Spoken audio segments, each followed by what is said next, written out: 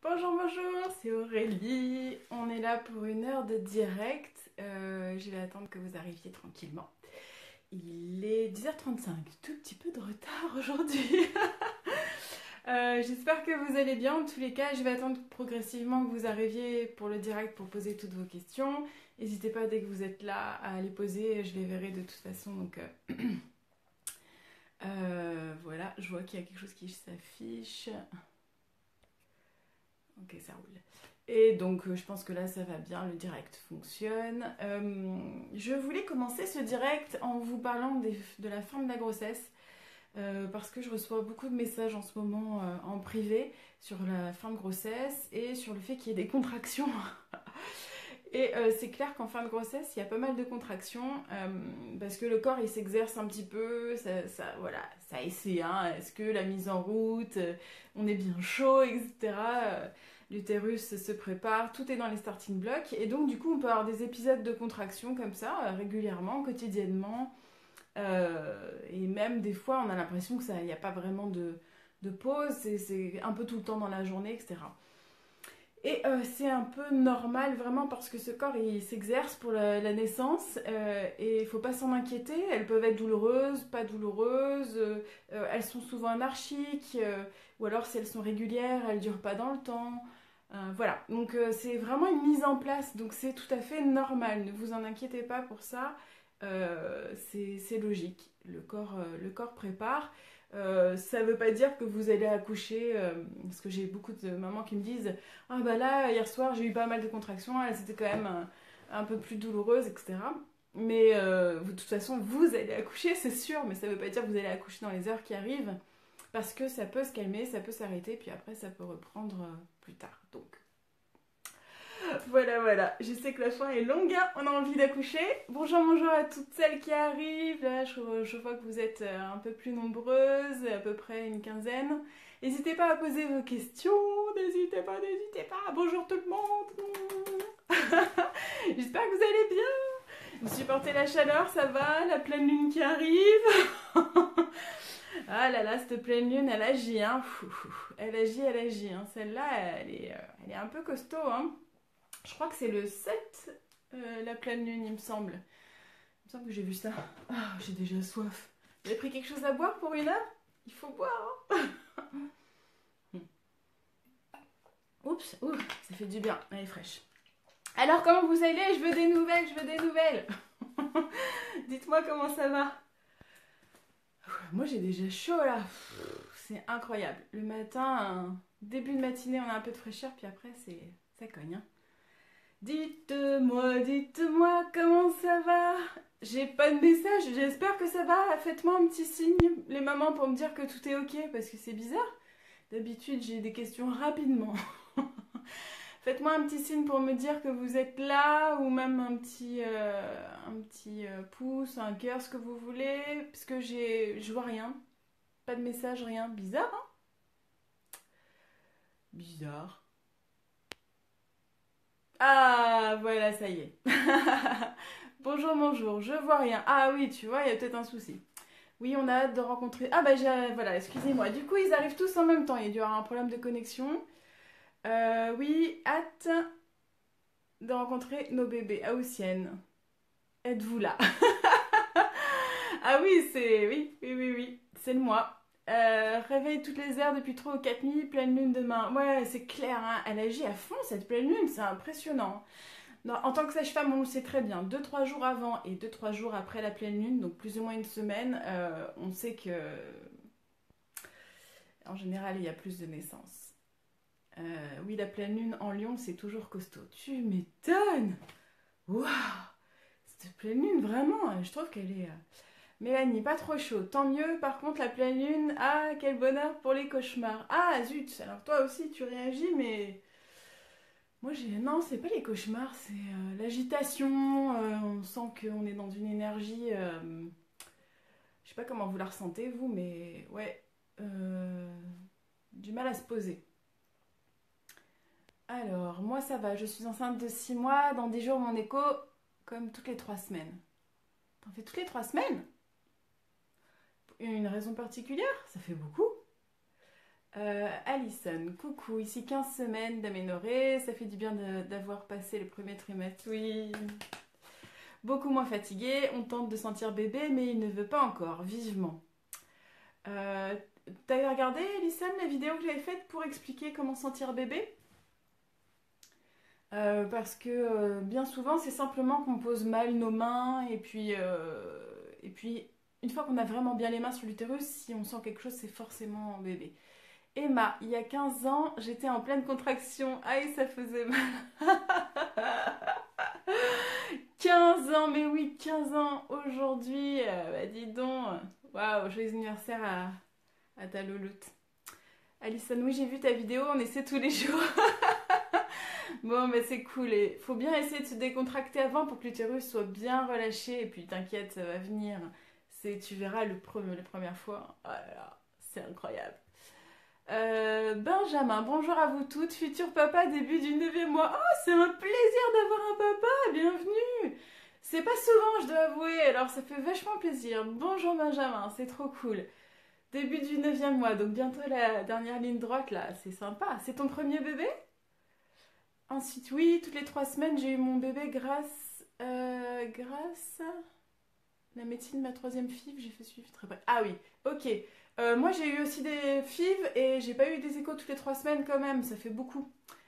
Au début, si tu veux, on vérifie que tout marche, tout est ok le premier trimestre. Mais après, c'est une grossesse entre guillemets comme une autre. Bébé va bien une fois que c'est implanté, une fois qu'il a son nid et tout. Normalement, c'est bon.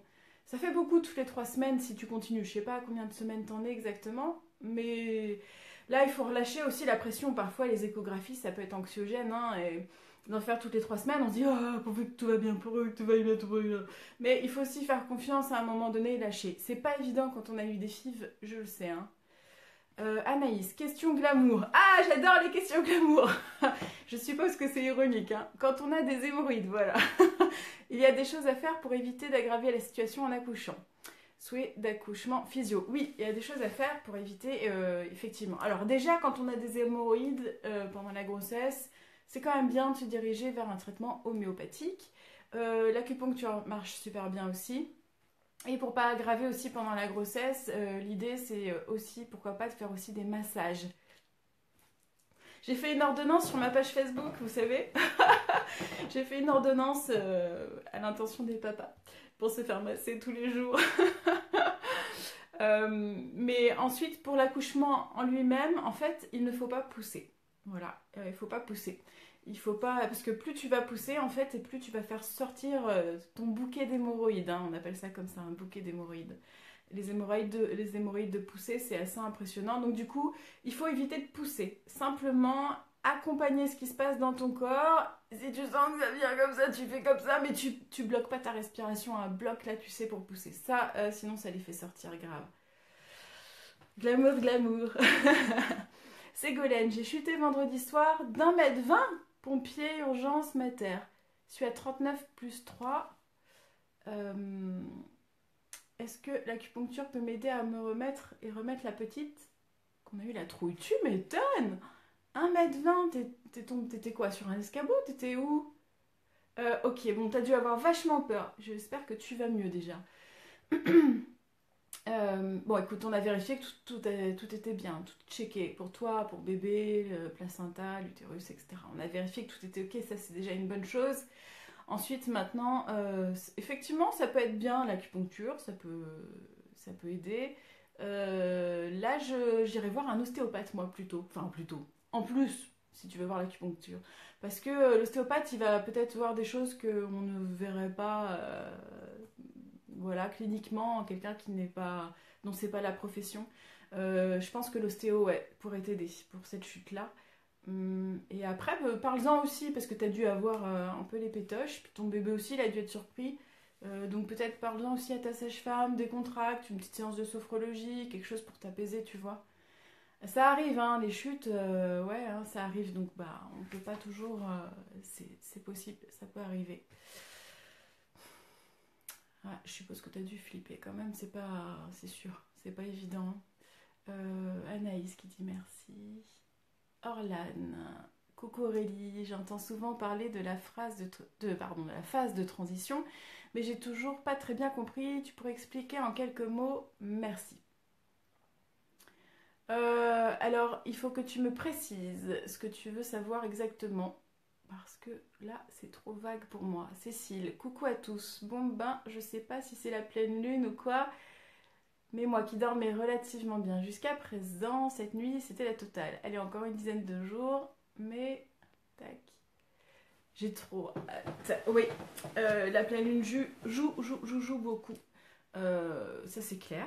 Elle a vraiment des effets très forts, très forts, très forts.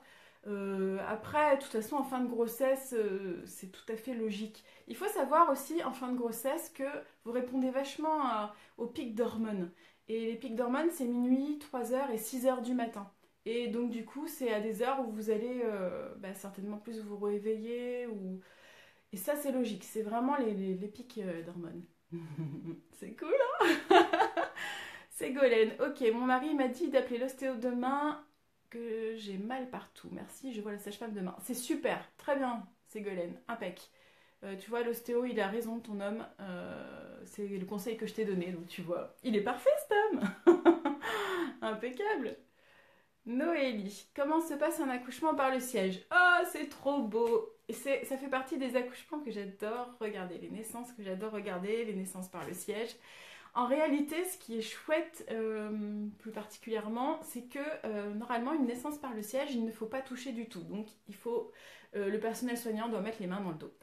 Et du coup, bah, c'est génial parce qu'il n'y a personne qui intervient, on laisse venir tout en douceur et c'est trop beau. Tu vois les petites fesses qui arrivent là. Oh, c'est trop, trop, trop mignon ces petites fesses qui montent et après, paf, il y a une jambe qui sort, la deuxième, ça glisse.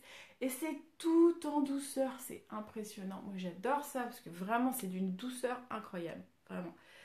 J'adore moi les naissances par le ciel. Je trouve ça vraiment trop trop mignon. Vraiment très doux. Voilà. J'espère que je t'ai répondu Noélie. Mais je trouve ça vraiment... Moi j'aime beaucoup. Hein.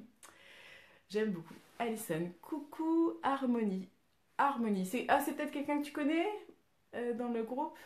Alors, Orlane, lors de l'accouchement, la phase pendant laquelle apparemment on perd les pédales et on ne veut plus accoucher. J'ai vu ça dans les vidéos de youtubeurs anglophones. Oui, alors, en fait, ça s'appelle plutôt une phase de désespoir ici. On dit plutôt phase de désespoir que phase de transition. Nous, on est peut-être un peu moins doux que les anglophones. La phase de transition, c'est peut-être un peu plus doux, plus joli à dire. Alors que phase de désespoir, du coup, on se dit, ok, waouh. Mais voilà, moi, c'est comme ça que je connais, c'est le terme que j'emploie. C'est la phase de désespoir. Et en fait, c'est très très bien. C'est la phase où effectivement, tu sens que tu peux plus contrôler. Donc ton mental qui essaie de prendre les rênes de l'accouchement, tu vois, et qui a bloc, ouais, moi je vais gérer ma contraction, mon souffle, etc. À un moment donné, tu n'en peux plus, t'arrives plus, c'est plus possible, tu peux plus contrôler, tu sens que ça t'échappe complètement. Et c'est là où, entre guillemets, tu perds les pédales. En fait, c'est ce moment où tu te dis, bah j'arrive pas là, c'est pas possible. Stop. Fini. C'est fini, c'est bon. Non, c'est plus possible.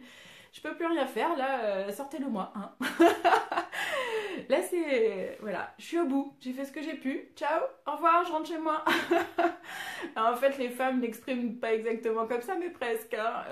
Il y a certaines femmes qui disent même qu'elles vont mourir. Hein. Mais c'est simplement, en fait, le mental qui parle. C'est le mental qui dit je vais mourir parce qu'en fait, je peux plus contrôler quoi que ce soit.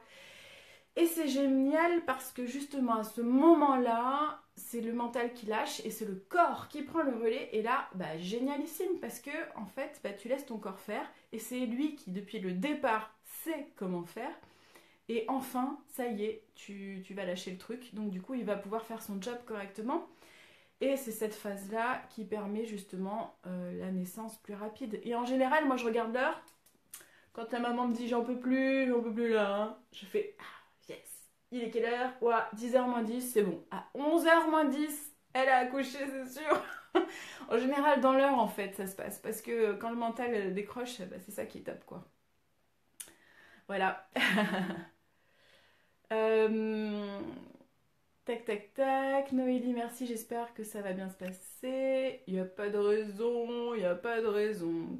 Delphine, coucou tout le monde, je voulais savoir, est-il possible de demander à ne pas avoir d'épisiotomie? La dernière m'a laissé des fuites, même anales, malgré la rééducation du périnée. Yes, évidemment, tu peux refuser les épisios, c'est même légal en fait. Hein. T'as un article de loi. Tu peux refuser l'épisiotomie. C'est intéressant quand même de savoir comment, pourquoi est-ce qu'on en fait et comment on peut les éviter. Donc pareil, j'ai fait des vidéos sur ça, éviter les épisiotomies sur YouTube, où j'explique vraiment tout. L'idée c'est de savoir toi comment faire pour éviter une déchirure et évidemment une épisiotomie. Parce qu'en fait, ta façon de te positionner, la façon dont tu vas... euh, la position que tu vas avoir pendant l'accouchement, mais aussi la façon dont tu vas respirer, accompagner la poussée, etc. Tout ça, ça va jouer sur ton périnée. Vraiment, je t'invite à regarder la vidéo. Elle est longue, la vidéo, donc du coup, c'est vrai que si je réponds aussi longuement ici pendant le direct, j'ai pas le temps de répondre à toutes les questions, mais j'explique super bien sur ces vidéos. C'est une vieille vidéo, il y a 2 ans, plus de 2 ans, mais elle est super. Elle explique vraiment bien. Mais tu peux refuser. Par contre, qu'est-ce que tu as fait comme rééducation du périnée? Si c'est que par la sonde, ça m'étonne pas que tu aies encore des soucis. Alison, oui, je veux bien savoir pour l'épisio, car j'ai regardé quelques vidéos et quelques articles et je ne sais toujours pas ce qui est le mieux, entre épisio ou déchirure perdue. En fait, l'épisiotomie, normalement, on devrait en avoir très rarement recours. Ça devrait être inférieur à 5%, clairement. Hein, voilà. Et pourquoi est-ce qu'il y a certains moments où on a besoin d'une épisio? Soit parce qu'il y a une grosse souffrance fétale et qu'on n'est pas à 1 minute près et il faut que ça sorte très très vite pour libérer le bébé qui a des problèmes pour s'oxygéner. Bon, voilà, mais je dois avouer quand même que ça reste rare. Et ensuite, besoin d'une épisio aussi parce qu'on sent en fait, et là c'est très intuitif aussi chez la sage-femme, on sent que le périnée va lâcher complètement, que ça va pas être une petite déchirure, que ça va trop filer en fait. On a peur que ça file énormément vers l'anus en fait, et qu'il y ait une déchirure du sphincter anal. On en a très peur parce que là, c'est vraiment très très embêtant après de réparer un sphincter. Donc clairement, c'est chaud. Donc il faut trouver le moyen de protéger un maximum ce périnée et en même temps d'être suffisamment intuitive pour se dire ok, à quel moment est-ce que c'est vraiment nécessaire l'épisiotomie. Donc même si vous marquez d'ailleurs sur votre projet naissance ou que vous dites je ne veux pas d'épisiotomie, si vraiment médicalement il y a une urgence, de toute façon elle la fera puisqu'elle pourra justifier son acte clairement. Mais il vaut mieux sinon une déchirure, disons donc pas aussi profonde que ce que j'étais en train d'évoquer. Il vaut mieux une déchirure parce que ça respecte les fibres musculaires. Quand il y a déchirure, la fibre, voilà, ça fait comme ça. Alors qu'une épisiotomie, ça coupe dans le muscle, d'accord? Donc le muscle est coupé et ça fait vroom. Alors ça se rétracte en fait, hein. Les muscles vont se rétracter un peu s'embobiner comme ça. Et quand on fait en plus les points de suture, on va ramener ces muscles-là. Donc imaginez à quel point on n'est plus du tout dans quelque chose de doux pour les tissus. Hein. C'est un peu... Donc il vaut mieux privilégier une déchirure et si possible d'ailleurs éviter les points. Qu'une épisio. On est d'accord là-dessus. Voilà. Je vois les petits cœurs défiler de temps en temps, c'est trop mignon. Merci, merci. J'adore les petits cœurs. Noélie, pour éviter les épisios, il y a le ballon Equino qui permet de bien détendre le périnée. C'est une question qu'on m'a déjà posée. Et d'ailleurs, ils m'ont contacté aussi pour en parler. En fait,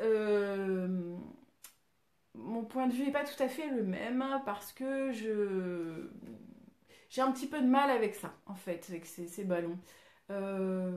Parce que le corps est tellement, tellement, tellement bien fait que ça me paraît un peu étrange de se mettre un ballon dans le vagin et je trouve ça pas naturel. Voilà, et je me demande si ça peut pas être plus embêtant qu'autre chose. Voilà, c'est mon questionnement à moi. Mais du coup, moi, je ne le recommande pas. Voilà. Après, comment savoir si vraiment ça a été efficace ou pas? Je veux dire, à partir du moment où vous le faites et que vous n'avez pas d'épisio après, est-ce que c'est vraiment grâce à ça ou pas. Ben, on ne le saura pas parce qu'il n'y a pas de... Voilà, scientifiquement, on ne peut pas prouver que si vous ne l'aviez pas utilisé pour cette grossesse-là, ce bébé-là, à ce moment-là, ben, vous auriez peut-être pas eu d'épisode non plus, on ne sait pas.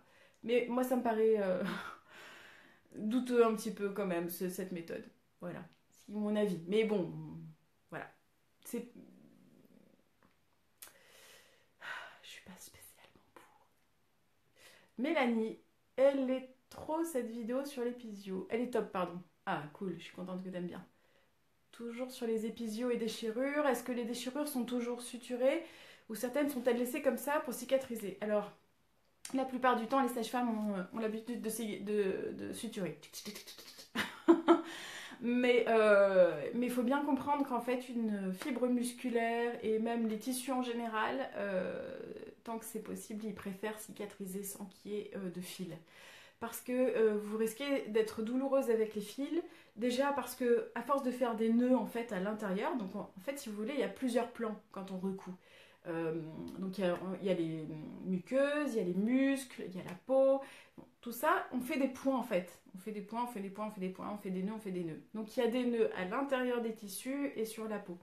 Parfois, il peut y avoir des douleurs qui restent parce que ce fil qui se dégrade avec le temps, mais parfois il fait des petites boules, des indurations, les tissus sont extrêmement tirés, comme j'expliquais, on rapproche les tissus avec force, et donc du coup il peut y avoir des douleurs à ce moment-là. Il peut y avoir des douleurs aussi au niveau des points de la peau et surtout aux extrémités, parce que des fois on fait des points séparés et des fois on fait un point au début, et puis pour celles qui font de la couture, et puis après hop, on passe le fil et on fait un point à la fin. Et donc les points qui sont aux extrémités souvent sont douloureux. Donc c'est pas forcément mieux en fait. Donc moi je sais en tous les cas, et je connais aussi d'autres professionnels qui essaient d'éviter de mettre des fils quand on peut. C'est mieux vraiment. Ça cicatrise beaucoup plus vite et mieux. Donc il vaut mieux éviter. Si la sage-femme vous dit «Oh c'est génial, il n'y a que 2-3 points à faire», vous dites pas besoin, ne les faites pas. C'est tout ok. Et puis après, le seul truc qui peut vous taquiner un petit peu, c'est que ensuite, bah, quand on urine, en fait, ça peut brûler. Mais de toute façon, qu'il y ait des points ou pas de points, en général, ça brûle quand même. Donc, vous pouvez faire pipi sous la douche ou alors dans les maternités. Souvent, les toilettes sont à côté de la douche. Donc, vous prenez le pommeau de douche et même sur les toilettes. Et puis, bah, vous faites couler de l'eau sur le périnée.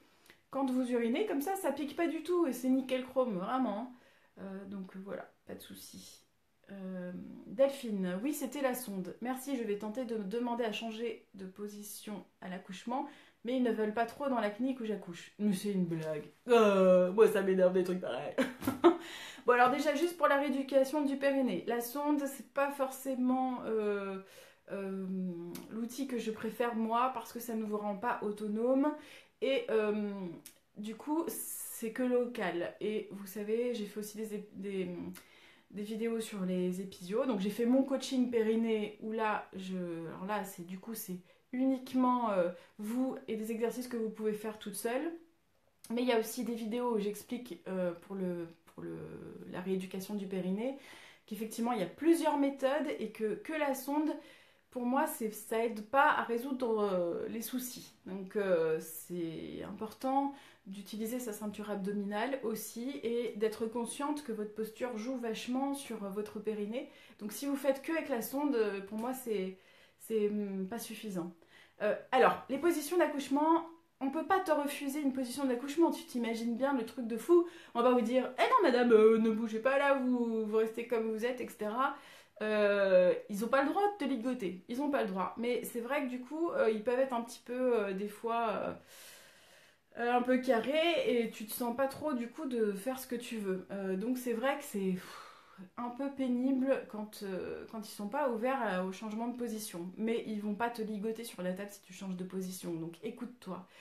Après, est-ce que tu veux une péri ou pas? Parce que si tu as une péri, il faut de l'aide du personnel. Donc c'est vrai que s'ils veulent pas t'aider, c'est embêtant pour changer de position. Mais si t'as pas de péri, déjà t'es pas obligé de rester sur la table d'accouchement. Et là, du coup, tu prends la position que tu veux. Félicitations, futur papa, Diana. Tac, tac, tac. J'avance, j'ai peut-être loupé des questions. Léa qui dit: la gynécologue a remarqué que j'ai perdu une quantité importante de liquide amniotique. Col de l'utérus toujours fermé. À quoi cela est dû? Hop, oh mince, excuse-moi. Hein. Et est-ce que cela peut être suivi d'un accouchement plus... Attends, j'ai pas compris ce que tu as marqué. Attends, je vais relire. J'ai perdu ta question, j'ai perdu ta question. À quoi cela est dû? Est-ce que cela peut être suivi d'un accouchement plus tôt? Nous sommes suivis tous les 3 jours, habitons à Berlin et début du 9e mois. Oh, de Berlin, incroyable. C'est génial, Internet. Bon alors, en réalité, le liquide amniotique se renouvelle toutes les 6 heures. C'est comme si tu remplissais l'eau d'un bain et que tu enlevais le bouchon, ça se vide et ça se re-remplit. Sauf que c'est pas comme un bain, c'est parce que la quantité de liquide amniotique reste à peu près la même, mais elle est quand même renouvelée toutes les 6 heures. Alors comment elle est renouvelée? Simplement parce que toi en fait, c'est comme les liquides de ton corps, hein.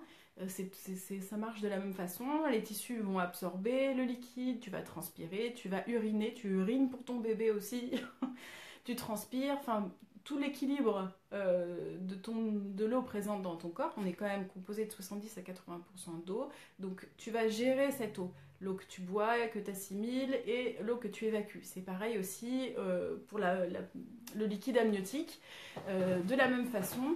Ce liquide amniotique est renouvelé et pareil, il est évacué et voilà. Il peut y avoir quelques problèmes effectivement de quantité de liquide amniotique. Souvent on vérifie que les reins du bébé vont bien, tout ça, et le placenta aussi, qui joue bien son rôle. Donc on surveille un peu plus avec des échographies pour voir quelle serait effectivement la cause de cette diminution de liquide. Parfois, il peut y avoir aussi quand même une fissure de la poche des os et le col peut être fermé mais légèrement entrouvert, ce qui fait que il peut y avoir aussi un peu cette fuite-là. Donc, on vérifie du côté bébé que tout aille bien, placenta et effectivement s'assurer quand même qu'il n'y ait pas eu de fissure de la poche des os. Une fois qu'on a vérifié tout ça, le bébé a besoin de liquide amniotique autour de lui. Donc, quoi qu'il arrive, si la quantité reste quand même insuffisante de liquide amniotique, c'est clair qu'on va surveiller un petit peu plus parce qu'il en a vraiment besoin de ce liquide. Hein. Il a besoin de boire le liquide amniotique à l'intérieur pour effectivement faire fonctionner son organisme. Donc du coup c'est un peu plus embêtant. Alors je sais pas à combien de semaines, tu m'as pas dit, je crois, à combien de semaines t'es exactement. Quoi qu'il en soit, c'est par rapport au suivi et comment ça évolue qu'on va prendre des décisions. Donc il est possible qu'on déclenche quand vraiment il y a des problèmes d'hydramnios, de perte de liquide ou même trop de liquide, hein, des fois ça peut arriver. Donc quand il y a trop de liquide, on ponctionne même, hein, des fois le liquide amniotique.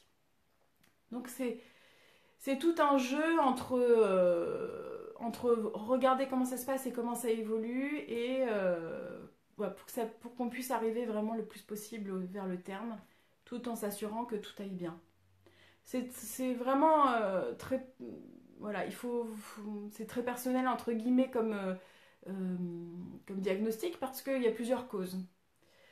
Marion, attention, question sûrement existentielle. Ah, j'adore les questions existentielles. Pour un premier bébé, comment on peut savoir ce qu'on veut vraiment? Allaitement, position d'accouchement, césarienne, car on entend tellement de sons de cloche de l'entourage que c'est compliqué de savoir. Un premier bébé, c'est pas un peu le crash test. Le crash test. Oh mince, j'ai ma perche qui est en train de partir. Je vais vous perdre. Alors, comment on peut savoir? En réalité, t'as pas de point de repère, c'est évident. Un premier, c'est un premier, mais pour autant, en fait, c'est sympa de lire aussi, d'avoir le retour d'expérience d'autres mamans, parce que, regarde, le jour où tu veux construire une maison, t'as jamais construit une maison de ta vie, ok? Mais tu te dis, certes, j'ai pas de point de repère, mais je sais à peu près ce que je veux. Je voudrais une maison en bois et passive, hyper lumineuse et 3 chambres. Ça, tu le sais en fait, même si t'as jamais eu de maison. Et après, une fois que tu es dans la maison, tu te dis, tiens, ça peut-être que j'aurais fait un peu différemment, etc., etc., si j'avais eu de l'expérience. Mais le principal, c'est déjà d'avoir ta trame de fond. Et après, bah, tu vois sur le moment. Mais c'est pareil pour l'accouchement, en fait. Si toi, tu sens intérieurement, intuitivement que tu as besoin de vivre ce qui va se passer, euh, d'être vraiment actrice de ce qui va se passer et que, ben voilà, peut-être que tu serais beaucoup plus à l'aise pour un accouchement sans péridurale, physiologique, etc. Si au contraire, toi, tu te dis, non, non, moi, je sais pertinemment que j'ai besoin que ce soit médicalisé, qu'on me drive parce que c'est, voilà, bah du coup peut-être que tu vas vouloir plutôt t'orienter vers un accouchement médicalisé avec une péri. Voilà, en fait, l'allaitement c'est pareil aussi, intuitivement déjà, qu'est-ce que toi tu ressens, comment tu as envie de vivre les choses. Est-ce que pour toi l'allaitement ça paraît une évidence ou est-ce que tu es là et tu te dis, c'est pas si évident que ça pour moi, je vois quand même quelques inconvénients à allaiter, etc. Mais dis-toi bien que au final, au fur et à mesure que les choses avancent, tu peux aussi te permettre voilà, de changer un peu de direction, tu vois. Si tu sais pas, par exemple, pour l'allaitement, tu peux faire la tétée d'accueil en salle d'accouchement, une tétée, et tu vois, et tu te dis, ok, bah ça, c'est clair, c'est évident, voilà, pour moi c'est d'une évidence que, et oui, évidemment, je continue, voilà, c'est du plaisir, ou alors tu le mets au sein, puis là tu te rends compte que c'est tout juste pas possible pour toi, et parce que c'est ton histoire, parce que voilà, c'est quelque chose qui t'est très personnel, et bah c'est ok aussi, bah, et tu arrêtes, mais tu vois, la trame de fond, moi, j'aime bien lire les bouquins, tu vois, qui vraiment reflètent des expériences de naissance, d'accouchement. Ça te permet de te projeter, de te dire, mais ouais, moi, cet accouchement-là, waouh, il dépote, ça me plaît, quoi. J'espère que j'ai bien répondu à ta question. Il y a Intime Naissance qui est génial comme livre. Celui-là, il me fait kiffer. C'est des témoignages de parents, de mamans, et du coup, ça te permet effectivement voilà, de te projeter, de te dire si toi, bah, c'est un truc qui t'aurait plu ou pas, tu vois. Celui-là, il est top. Il y en a d'autres qui sont... Je sais pas si je l'ai là. J'en ai pas mal, mais ils sont juste derrière moi. Mais voilà, ça aide beaucoup, ça. J'espère que je t'ai répondu. Hop. Alors, Marion, attends. Donc voilà, Delphine. Oui, une péridurale. Voilà. Et c'est pareil, avec une péridurale, il faut savoir que il y a des choses à faire. Donc si tu arrives et que tu n'as pas conscience de tout ce qui est possible de faire sans l'équipe soignante et avec une péridurale, tu risques d'attendre très très passivement et que l'équipe fasse quelque chose ou te propose quelque chose sans toi avoir des connaissances suffisantes pour pouvoir faire des choses. Parce qu'en fait, l'équipe soignante vient à peu près une fois par heure. Donc au final, tu restes énormément seul. Donc c'est important de savoir aussi comment faire avec une péridurale. Madalina. Mais les pertes pendant la grossesse sont tout à fait normales. Sont vraiment abondantes. Oui. Perte en fin de grossesse, ouais, on a beaucoup de pertes vaginales pendant la grossesse, fin de grossesse surtout. C'est logique, en fait, c'est pour nettoyer la paroi vaginale. Ça nettoie, ça nettoie, ça nettoie, ça évite les risques infectieux. Il faut pas juste que les pertes sentent mauvais ou qu'il y ait une couleur bizarre, parce que là, effectivement, ça ferait plus penser justement à une infection. Donc là, il faut faire gaffe, mais sinon, c'est normal d'avoir des pertes abondantes, hein. D'ailleurs, souvent, il y a des mamans qui confondent fissures de la poche des os avec des pertes vaginales ou des fuites urinaires. Aurélie, bonjour. Ma puce a 2 mois et mon épisio est toujours très sensible. Waouh, 2 mois après, ouais. Aïe, aïe, aïe, aïe, aïe. Est-ce que déjà on a bien vérifié que tout était ok? Est-ce que quelqu'un a regardé? Ensuite, tu peux masser un peu ton épisio pour essayer de soulager un peu les tissus. Ah là là, c'est terrible ces épisiots quand c'est comme ça.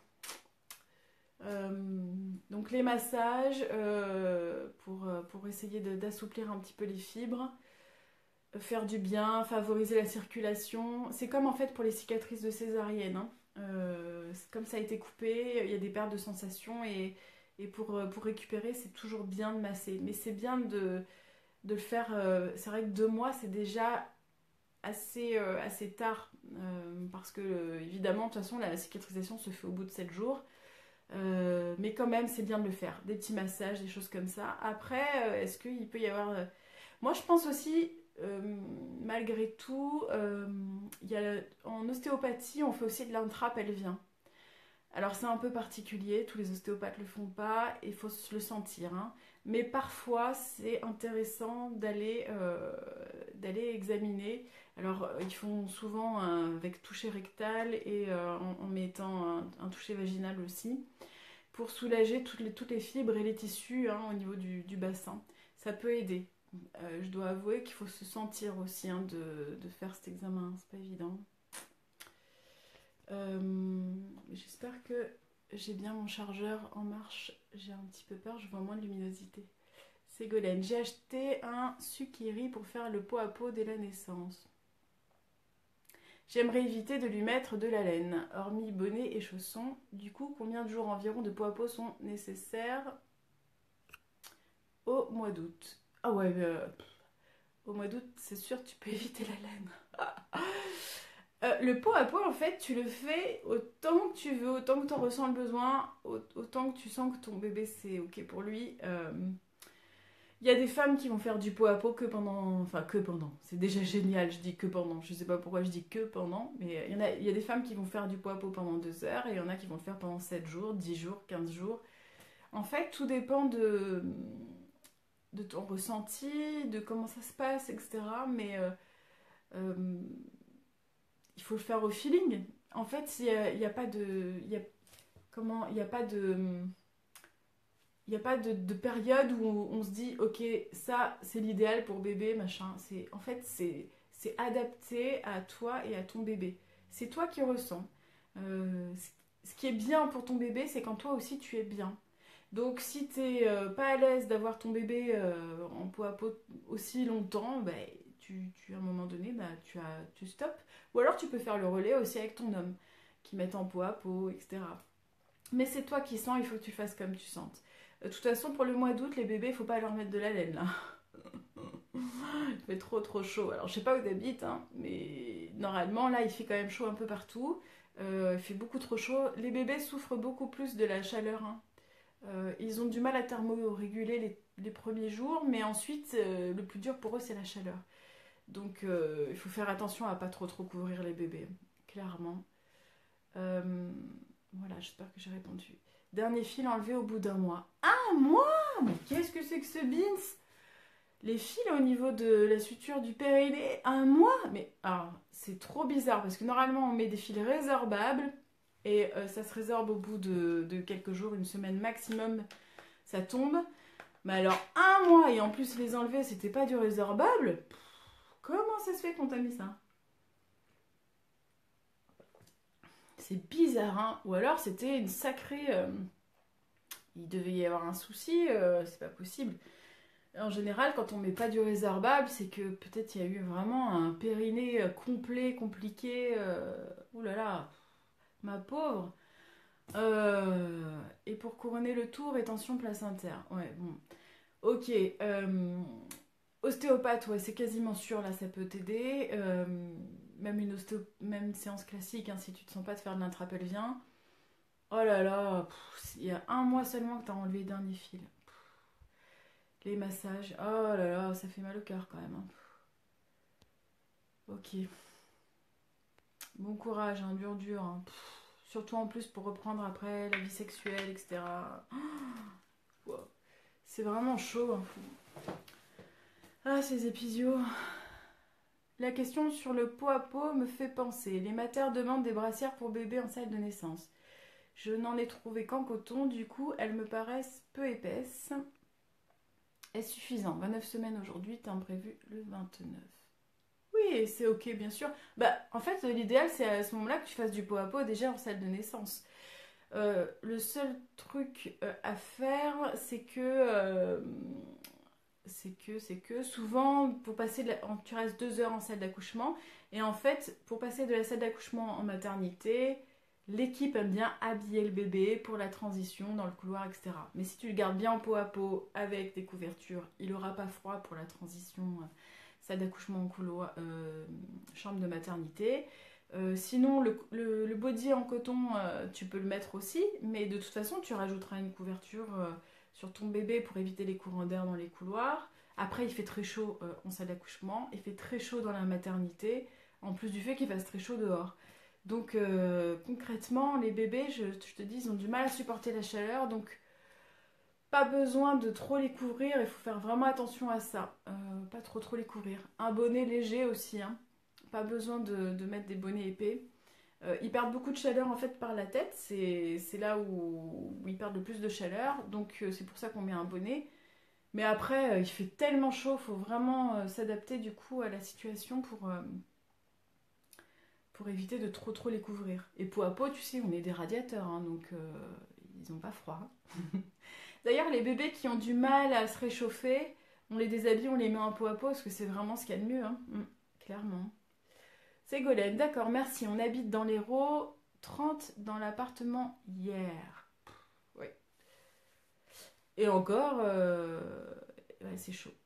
C'est chaud. Non, 30 c'est chaud. Ah ouais, faites attention, les bébés souffrent beaucoup de la chaleur. C'est vraiment le truc, ça. Et les femmes enceintes. Les femmes enceintes aussi. Euh, je suis allée chez mon médecin pour les saignements et je lui ai dit que ça me gênait et de fait, certains fils n'étaient pas partis. Funaise, ça me fait halluciner. Mais t'avais pas fait de la rééducation, toi, après? Parce qu'en général, la sage-femme, elle regarde le périnée aussi. Normalement, après votre accouchement, 1 mois après la naissance, vous avez une visite postnatale. Soit sage-femme, soit gynéco, la personne en fait qui vous a suivi pendant la grossesse. Sauf si l'accouchement a été très compliqué, alors là, à ce moment-là, c'est un gynéco. Mais vous avez cette visite-là. Et lors de cette visite, il doit regarder votre périnée pour voir si tout est OK. Et ensuite, après la visite du premier mois, vous avez la rééducation en général qui commence. Et donc, on revérifie ce périnée. Donc, n'hésitez pas, et si vous avez des choses qui vont pas, qui vous font mal, consultez. Allez voir. Parce que les points, même en maternité, osez le demander, hein. Vous dites, ok, là j'ai mal, faites-moi sauter les points. On peut vous les enlever, hein, une fois que vous avez accouché. Après, dès qu'il y en a un qui est douloureux ou quoi, on les enlève, donc demandez. Je suis à 28 semaines d'aménorrhée, j'ai pris 10 kilos. Ma sage-femme est pas très contente, mais comme c'est bien de manger, je trouve pas que c'est énorme. Dans mon pays, c'est tout à fait normal.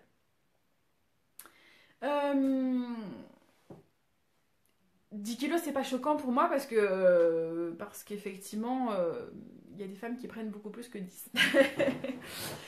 Ceci dit, ce qui va être important, ça va être toi, comment tu te sens aussi avec cette prise de poids.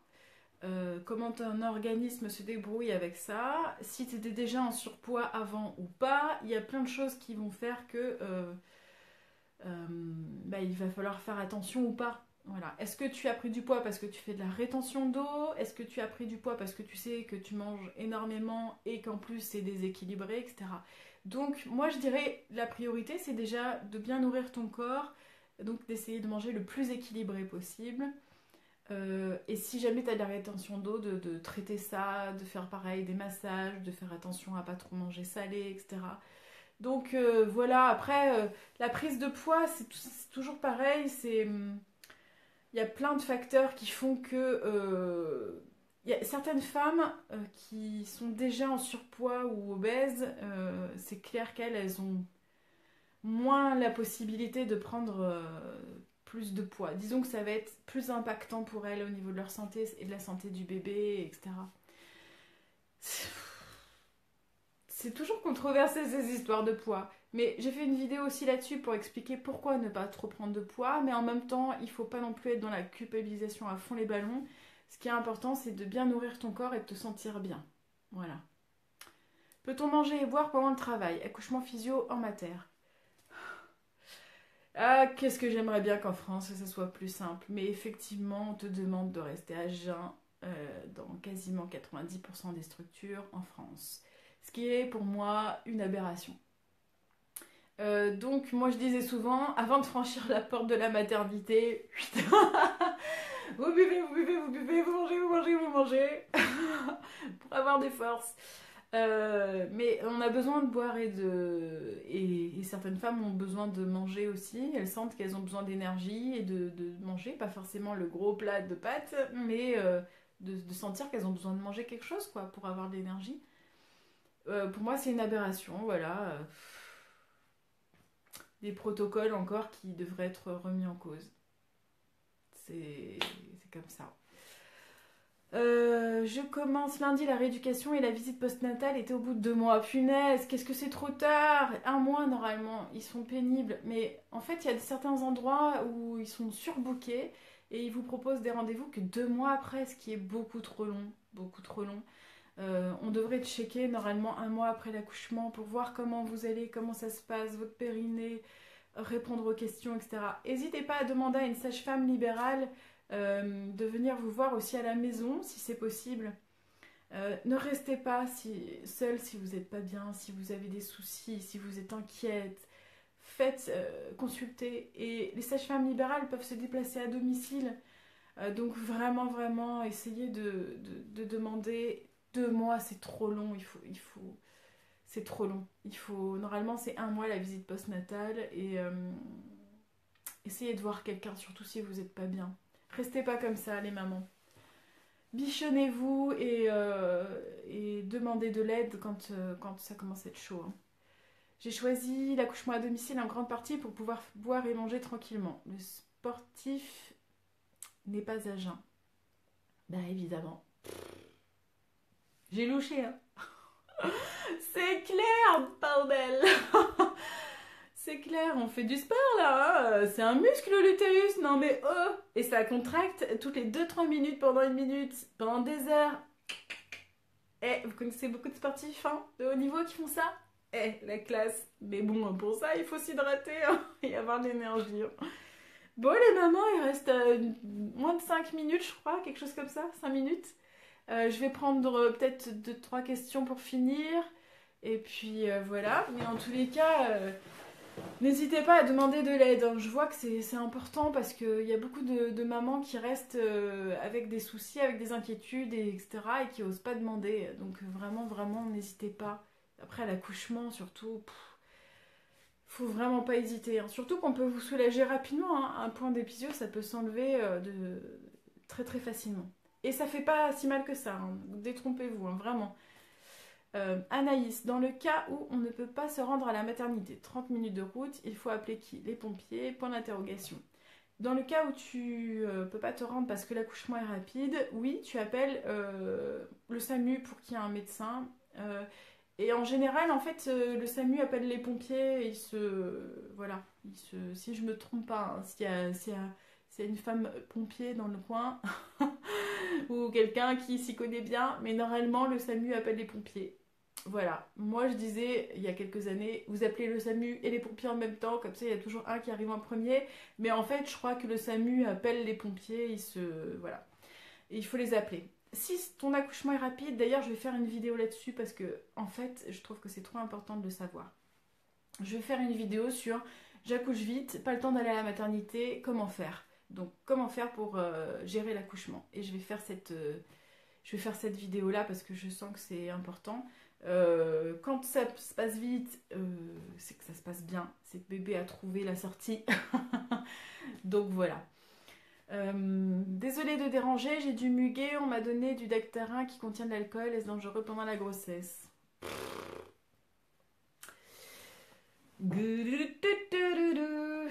C'est très fort le Dactarin. Est-ce que tu as... qui as-tu vu pour ce traitement-là? Est-ce que c'est gynéco? Est-ce que c'est sage-femme? Est-ce que c'est ton médecin généraliste, etc., etc. Essaie de voir si tu ne peux pas trouver d'autres solutions pour traiter. Parce que effectivement, en fait, la plupart des produits, il faut toujours faire très attention quand on est enceinte. Ça, vous le savez, vous en doutez. D'ailleurs, c'est pour ça que vous me posez ces questions. Et Et il y a souvent des traitements qui peuvent être un peu plus alternatifs et qu'il faut essayer en premier, suivant, évidemment, tant que c'est possible, hein.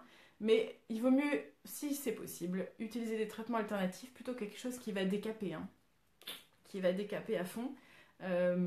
C'est toujours mieux. On essaie. Et pour ça, pour mieux vous orienter, pour poser un vrai diagnostic et un traitement, c'est pas moi qui vais le faire, c'est la personne qui va vous voir, que vous allez consulter.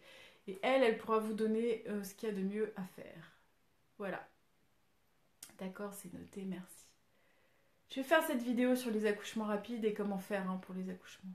Et bien voilà les mamans et le papa qui était là. Ah, c'était trop cool d'avoir un papa. C'était chouette pendant le direct. C'est rare quand même, hein, les papas pendant les directs. Mais c'est trop sympa. Bon, ben voilà. J'espère que vous allez bien. Je vous fais des gros bisous. Un prochain direct dans 15 jours. Je suis contente aussi parce qu'il y a des mamans qui ont commencé mon challenge grossesse en vidéo. Si vous avez envie de les rejoindre, il y a le groupe Mon Challenge Grossesse. Et puis il y a aussi les vidéos que vous pouvez trouver sur la webtélé d'Aurélie.com. Il y a aussi les coachings vidéo, pareil sur la webtélé d'Aurélie.com. C'est 5 vidéos pour tonifier et protéger son périnée pour les mamans qui ont envie de le faire. Je vous embrasse très fort, merci beaucoup pour le temps accordé, avec plaisir. Je suis ravie de pouvoir vous donner ce temps-là et je vous souhaite une très belle journée, un bon dimanche. Je vous embrasse très fort. Bisous, bisous, bisous. Merci, beau dimanche. Merci, c'est gentil. Je vous embrasse. Prenez soin de vous.